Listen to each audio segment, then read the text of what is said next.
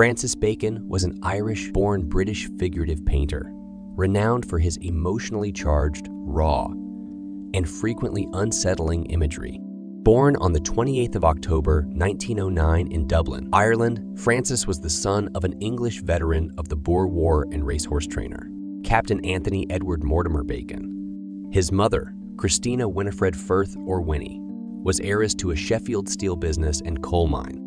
In spite of being born to a prosperous family, Bacon's formative years were overshadowed by misfortune and upheaval.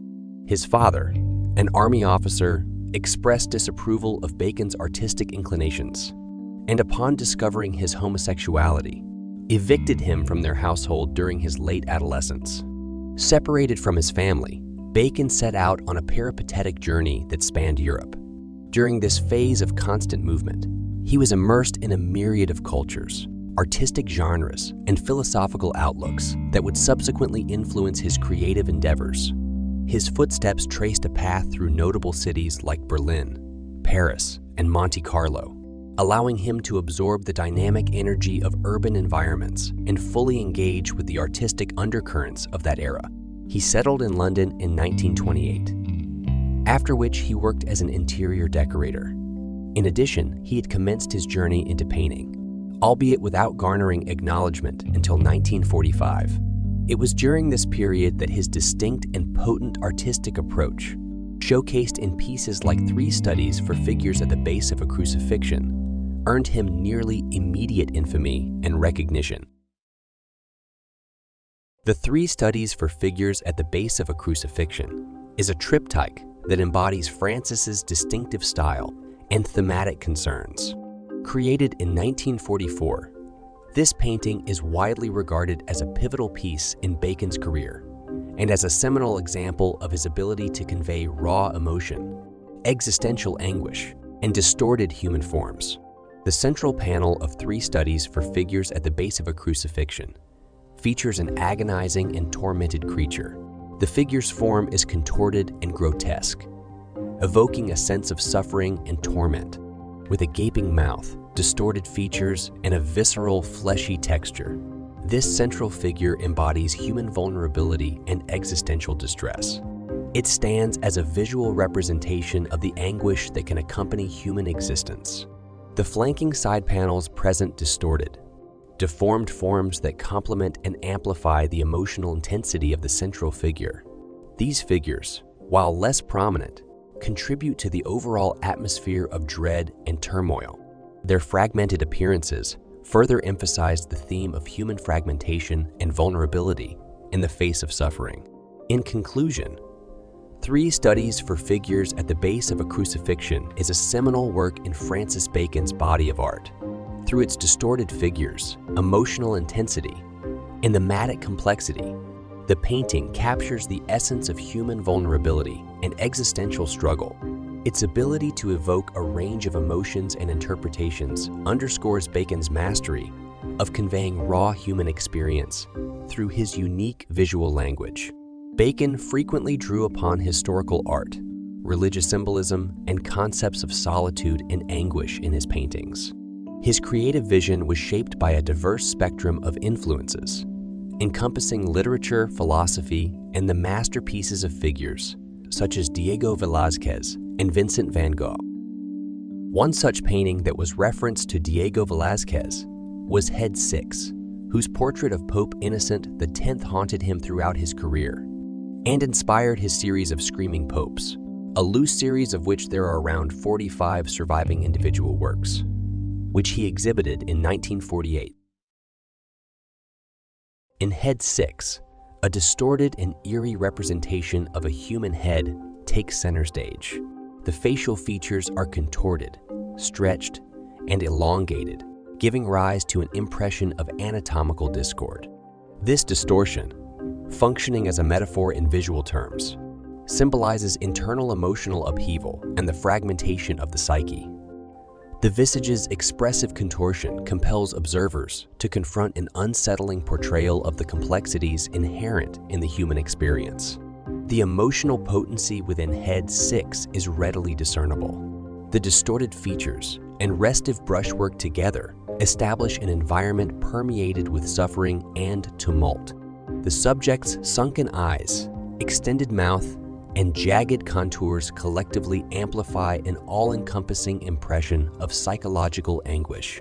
This emotional depth is a defining characteristic of Bacon's artistic style, compelling observers to confront the intricacies of human sentiment at their most profound levels.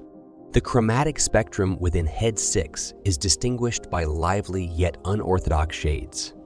Striking bursts of red, yellow, and mauve intensify the painting's emotional resonance. These vibrant hues are not intended to mirror tangible reality. Instead, their purpose is to elicit an instinctive reaction from those who view the artwork. Bacon's manipulation of color augments the painting's instinctual quality and engenders an unsettling ambience. The expertise Bacon demonstrates in his manipulation of brushwork and texture becomes apparent in Head 6. The application of paint involves a fusion of broad, sweeping strokes and meticulous intricacies. The tactile nature of these brushstrokes imparts depth to the painting, extending an invitation to viewers to connect with the piece on a sensory plane. The stratified application of paint further enriches the perception of emotional intricacy, unveiling strata of human experience hidden beneath the surface. Bacon encountered George Dyer in 1963 at a pub, though there's a persistent but incorrect notion that they crossed paths when Dyer supposedly broke into Bacon's apartment. Dyer, hailing from London's East End and aged around 30, emerged from a family with deep ties to criminal activities, leading a life that oscillated between theft and prison. Prior to Dyer, Bacon's past romantic entanglements involved older and tumultuous individuals. His initial partner, Peter Lacey, would destroy Bacon's artworks, subject him to physical assaults during drunken fits, occasionally leaving him incapacitated on the streets. In this new chapter, Bacon assumed a dominant role, drawn to Dyer's vulnerability and open-hearted nature. Dyer, in turn, found Bacon's confidence and accomplishments impressive, leading to Bacon taking on a role as both protector and paternal figure to the younger man burdened with insecurities. Similar to Bacon, Dyer also grappled with alcoholism, and he shared Bacon's inclination for meticulous attention to his appearance. With a pale complexion and a habit of chain smoking, Dyer often countered his mourning after hangovers by resorting to further drinking. Over time, their shared behaviors began to dominate their relationship. By 1970, Bacon's role had shifted to simply providing Dyer with funds to sustain a state of near constant inebriation. As Bacon's artistic focus shifted away from the intense themes of his earlier works and towards depicting portraits of his acquaintances in the mid-1960s, Dyer assumed a prominent role in his artistry. Dyer's commanding presence took center stage. In Bacon's paintings, Dyer's physical form was highlighted, a departure from the artist's usual style, while the portrayal carried an unusually gentle and affectionate quality. The portrait of George Dyer talking encapsulates a unique instant of interaction. The artwork delves into the intricacies of George Dyer's personality, conveyed via his facial expression, bodily stance, and gesture.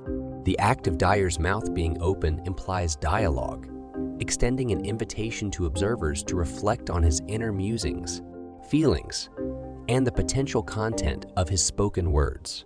The painting exudes a tangible emotional impact. Dyer's countenance, though subtly stylized, conveys a fusion of intensity and susceptibility. His eyes seem to carry a weight of contemplation, hinting at a multi-layered inner realm. This emotional profundity underscores Bacon's skill in conveying the complexities of human existence, surpassing the boundaries of mere physical representation. Considering Bacon's profound and frequently turbulent connection with Dyer, this portrait carries a sense of personal significance. The gentle depiction stands in contrast to certain earlier, emotionally charged portrayals Bacon created of Dyer. In capturing an instant of intimacy, the artwork alludes to a depth of comprehension and bond shared between the artist and his subject. During October 1971, Dyer accompanied Bacon to Paris for the inauguration of Bacon's retrospective exhibition at the Grand Palais. This event marked the pinnacle of Bacon's career up to that point, leading to him being acclaimed as the preeminent living painter in Britain. Just before the Paris exhibition's commencement, Bacon and Dyer occupied a hotel room. However, due to Dyer's company of an Arab rent boy with an unpleasant odor, Bacon found himself repulsed and sought refuge in the room of Terry Danziger, Miles, a gallery employee.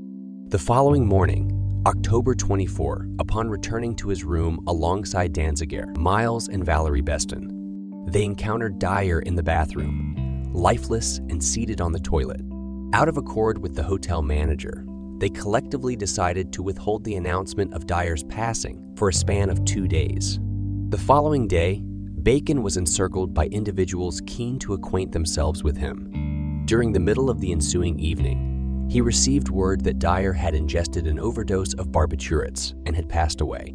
Despite this somber news, Bacon proceeded with the retrospective, exhibiting a remarkable degree of self-restraint that Russell noted was rarely achievable by most individuals. The profound loss of Dyer, coupled with the recent demise of 4 other friends and his nanny, left a profound impact on Bacon. This period marked the onset of death's pervasive presence in both his life and his artistic creations. While outwardly maintaining composure, he was internally shattered. Although he refrained from conveying his emotions to critics at the time, he later revealed to friends that he now felt plagued by demons, disaster, and loss. At Dyer's funeral, a multitude of his acquaintances, among them tough East End criminals, succumbed to tears. When the coffin was being lowered into the ground, a friend's emotions overwhelmed them, prompting a cry of "You bloody fool." Bacon maintained a composed demeanor throughout the ceremony, yet in the ensuing months, he underwent both an emotional and physical collapse, profoundly impacted by the loss. He spent the next 2 years creating several individual canvas portraits of Dyer, along with the esteemed black triptychs. These 3 works meticulously depict the moments immediately preceding and following Dyer's tragic demise. The black triptychs represent some of the most emotionally charged and contemplative pieces within Bacon's body of work. Crafted between 1972 and 1974, these triptychs are distinguished by their intensity of feeling, striking visual representations, and deep examination of the inherent fragility of human existence in the shadow of mortality. Each triptych offers a multi-panel perspective into the instances both preceding and following the tragic suicide of George Dyer, Bacon's beloved partner. The emotional potency is unmistakable, with every panel capturing the unfiltered impact of grief and delving into the depths of the human psyche's shadows. The titles of the triptychs: In Memory of George Dyer, Triptych May to June 1973, and Triptych 1974 to 77, underscore their intimate link to Dyer's memory and the journey of mourning. During his vacation, Bacon was admitted to the private Clínica Ruber in Madrid in 1992. The handmaids of Maria provided care during his stay. His lifelong struggle with chronic asthma had progressed into a more severe respiratory ailment, resulting in difficulties with speech and breathing. On April 28, 1992, he passed away due to a heart attack. His departure left a lasting heritage of deep and evocative artworks that still mesmerize and provoke audiences worldwide.